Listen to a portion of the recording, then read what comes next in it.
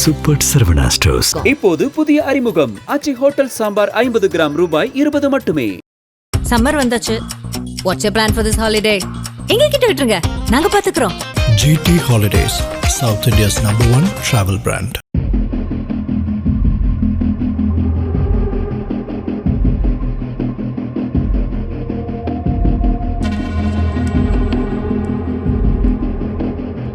கடந்த வருடம் கோவை விமான நிலையத்தின் பின்புறம் ஆளரவமற்ற பகுதியில் காரில் ஆண் நண்பருடன் பேசிக் கொண்டிருந்த பெண் போதை இளைஞர்களால் வன்கொடுமை செய்யப்பட்டு தாக்குதலுக்கு உள்ளான சம்பவம் பெரும் அதிர்ச்சியை ஏற்படுத்தியிருந்தது.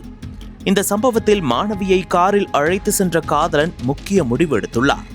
கடந்த ஆண்டு நவம்பர் 2ஆம் தேதி கோவை பீளமேடு காவல் நிலைய எல்லைக்குட்பட்ட பகுதியில் இரவு நேரத்தில் தனியார் கல்லூரி மாணவி ஒருவர் ஆண் நண்பருடன் காரில் அமர்ந்து பேசிக் கொண்டிருந்தார்.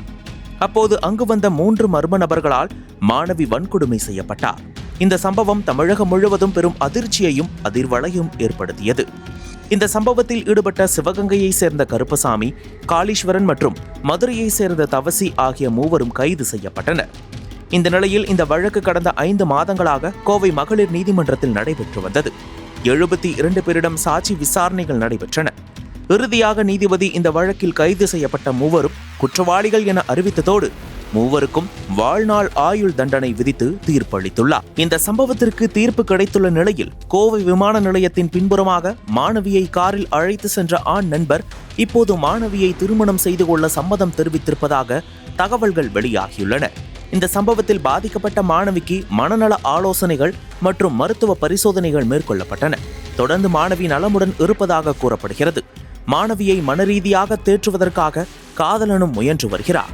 பெற்றோரின் அனுமதியுடன் வீட்டிலேயே தனி அறை ஒதுக்கி மாணவியை தங்க வைத்துள்ளனர். கடந்த 5 ஆண்டுகளுக்கு முன்பு இருவருக்கும் இன்ஸ்டாகிராம் பக்கத்தின் மூலம் நட்பு மலர்ந்து பின்னர் காதலாக மாறியது. இந்நிலையில் வழக்கில் தீர்ப்பு கிடைத்த பின்னர் மாணவியை திருமணம் செய்து கொள்ள காதலன் ஒப்புதல் தெரிவித்துள்ளார். இந்த சம்பவத்தை ஒரு கெட்ட கனவாக மறந்துவிட்டு மாணவியோடு வாழ்க்கையில் இணைய ஆண் நண்பர் முடிவெடுத்துள்ளதாக இந்த வழக்கில் அரசு தரப்பு வழக்கறிஞர் ஜிசா தெரிவித்துள்ளார்.